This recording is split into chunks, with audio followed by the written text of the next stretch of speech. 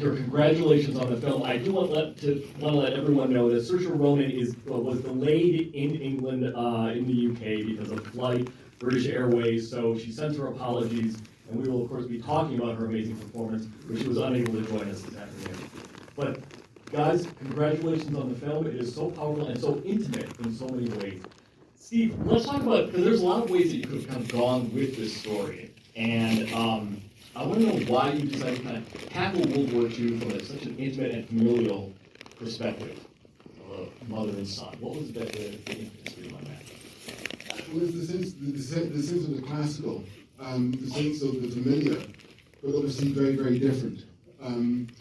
What Rita and George had to sort of endure, and how the family was made, is obviously very different to most of the times you see that kind of narrative, especially in the environment of London, 1940, in the Blitz. And I was just interested, again, this is a kind of like a family drama, but at the same time, it's a historical, sort of, in the historical landscape. So the whole idea of going hot and cold, the whole idea of going intimate and epic was very interesting for me.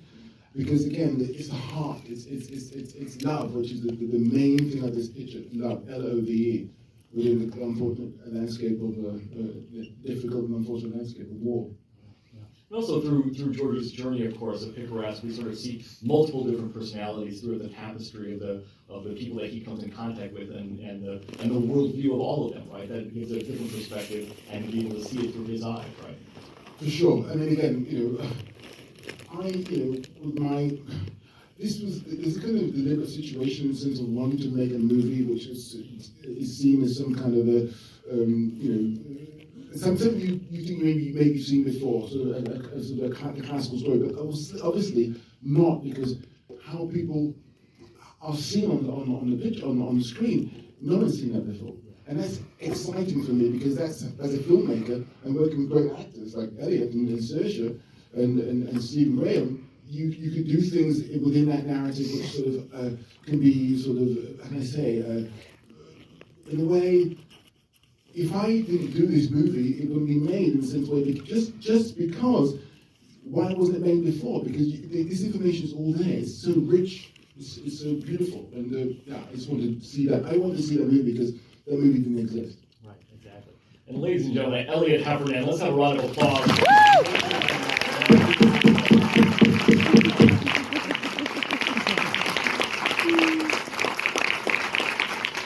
Elliot, this is a very big role for a young man. Let's kind of talk about how you approach it, maybe conversations with Steve, what that was like, and kind of getting a handle on George and what you kind of figured out about him and what that was like. What was the process like for you figuring out the character? Well, at first I didn't really know much, but as filming went on, I learned so much more about the perspective and the type of person that George is. My acting coach, Simon, really helped me with that. He helped me understand how to be a character, and he always said, you're not pretending to be someone else, you're being yourself in someone else's shoes. So it just kept going on. Steve kept telling me, do this, Elliot. And eventually, I think I just became George. Elliot was kind of gone, and then George was here. What about the intense scenes? Because there are so many moments in this film that are both emotionally intense and physically intense in a lot of ways. How did you kind of handle that? Obviously, your first acting role, what was that like? So the stunts, I didn't find them intense. I found them really fun. I was 9, and running whilst there's fire and being drowned was something that I found very fun. But the other intense scenes, where it's emotionally intense, I had to get in the zone. And my acting coach would help me understand what's going on. And Steve would be like, but overall, they weren't easy, but in the end we pushed through and it made this wonderful film.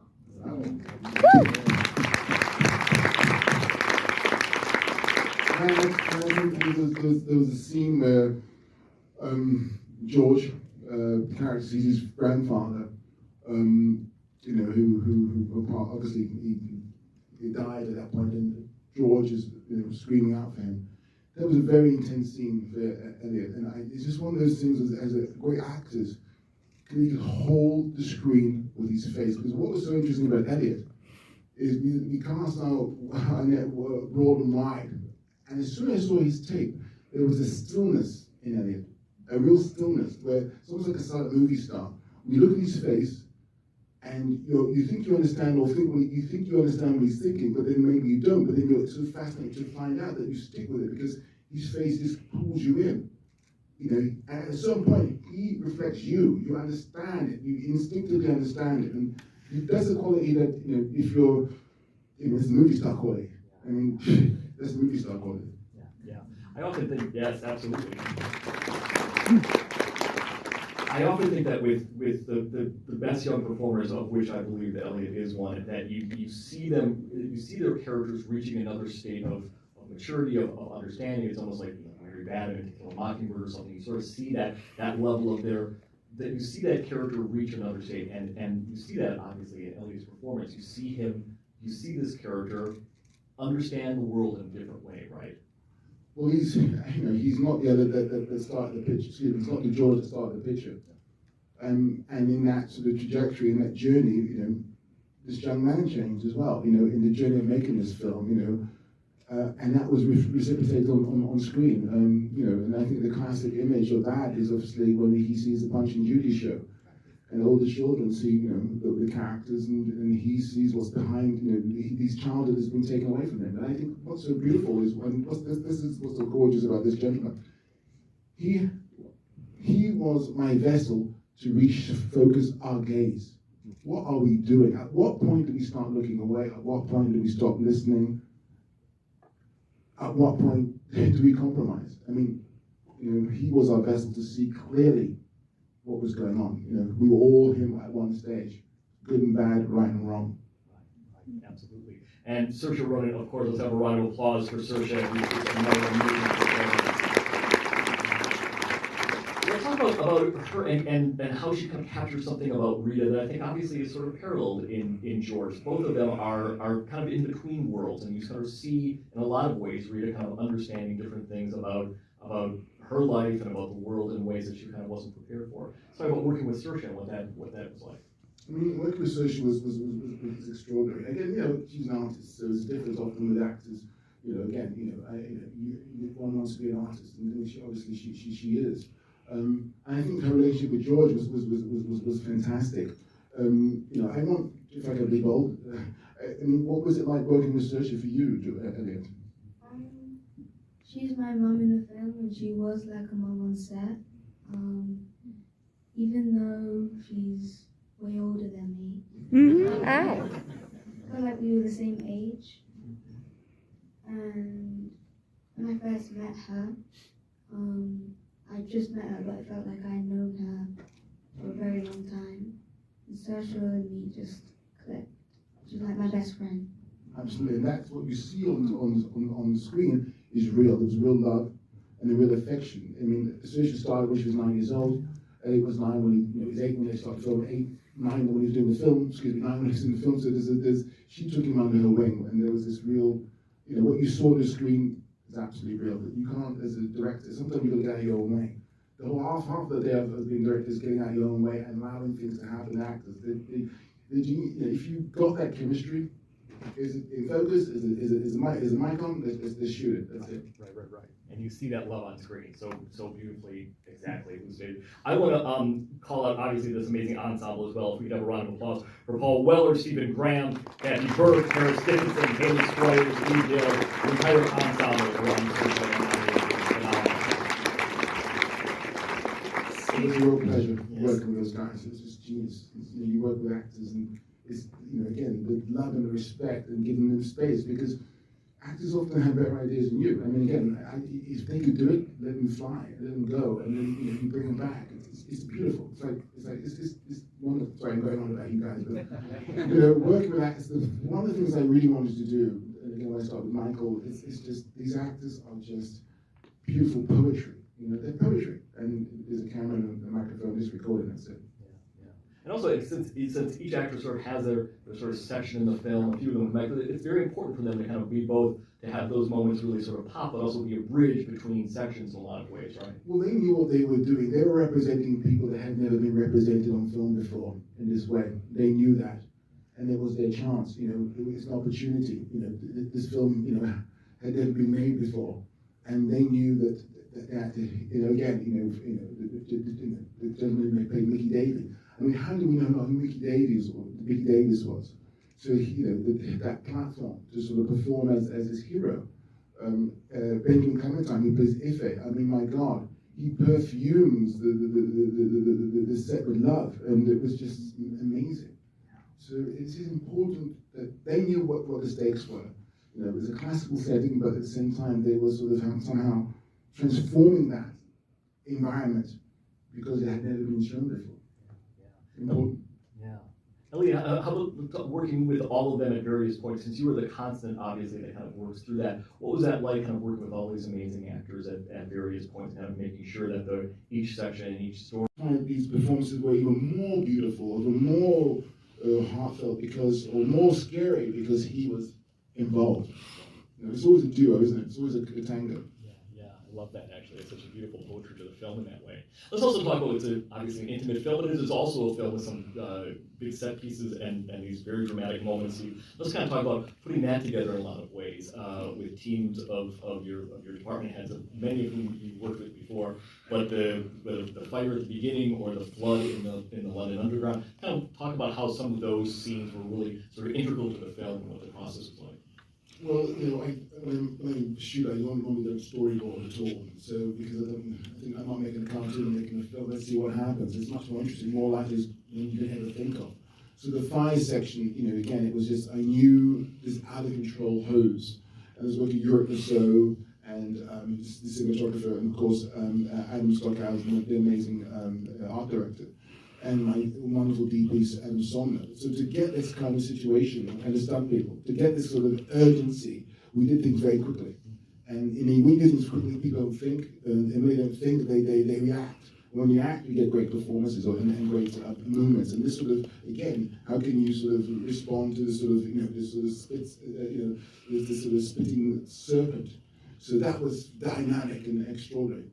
On the other side, again, we can move on again to one of the biggest is of course the flood in the underground, and that was again, how do you do that? And Adam Stockhausen was extraordinary in terms of obviously designing the tube, but also the engineering efforts that got into the flood. Remember? So it was just, and of course the choreography with all the extras with Adam Somner, my assistant director, and of course Elliott Heffernan, the camera. So also the extras were extraordinary. You see English, British, whatever, I imagine American too, but these extras, they gave me more than I ever needed, ever wanted, because they'll give me great ideas, because they were sort of, dude, could you imagine, remember that time when we were in the tube and you had to walk, and I said, please, everybody has to be quiet, you didn't hear a whisper, you didn't hear anything, did you, when you're walking down it was like everyone was static.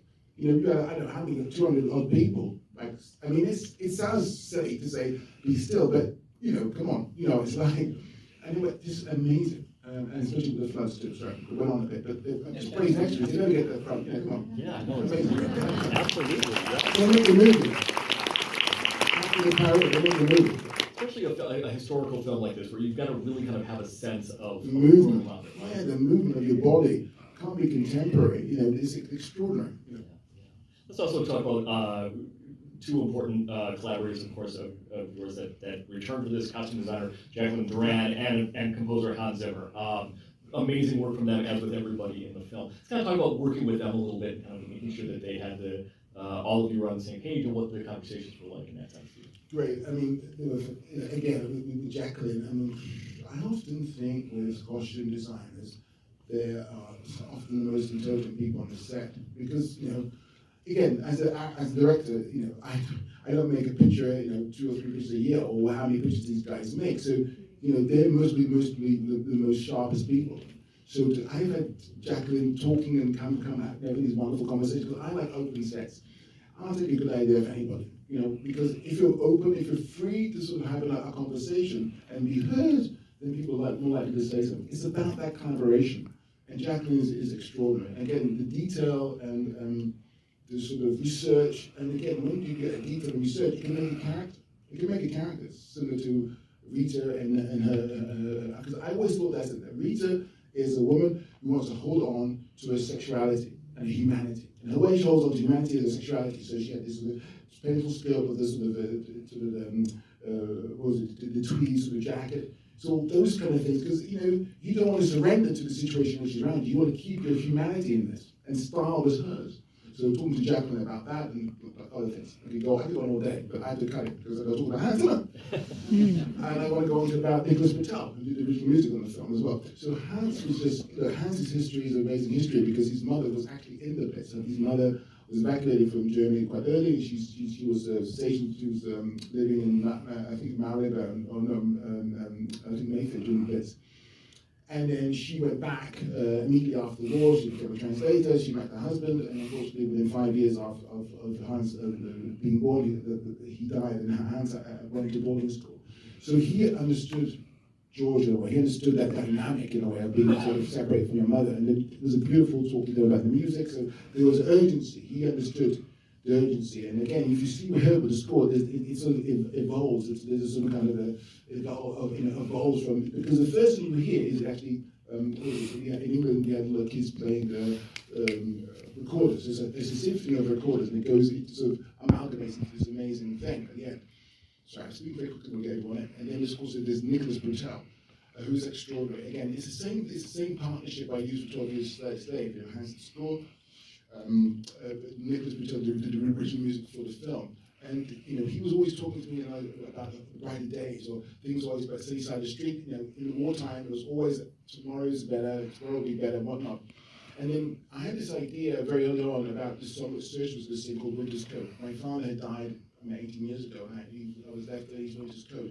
And the whole idea of putting that coat on and being embraced by someone who wasn't present, the whole idea of having that physicality, and I just thought that could be an amazing sort of idea for a coat. Popping up your collar, and then it's almost like a hug, an embrace. And myself and Nicholas Patel and Tyrone, would you believe jet lag? So please forgive me. I miss him. This is an amazing writer who co-wrote that song for me with Nick. Was involved in it too. So could you forgive me my jet lag and please. She's extraordinary. I met her last night for the first time. We were doing it obviously because traveling and whatnot. Extraordinary. Again, it's this real deal. So when people feel something, they write genius. And it does make you feel so many ways, and that song in particular, and all of the score is so powerful. To wrap up, Rita and George's journey, of course, is so resonant for today, and I think in so many ways. And ask you both, and Elliot, I'll start with you. What do you hope people take away from the film? What do you want audiences to take away, Elliot, from the movie? What do you hope that they feel? So the moral of the movie is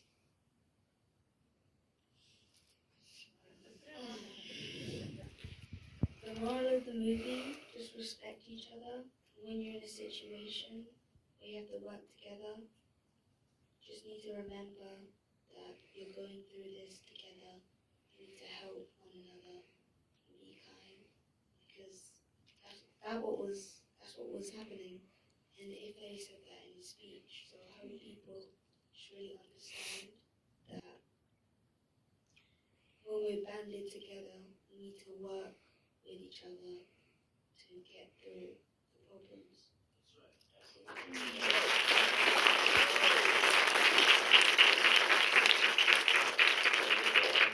As they so often say, one of the first casualties of war is innocence. Steve, what do you hope people take away from the film? I'm not topping that.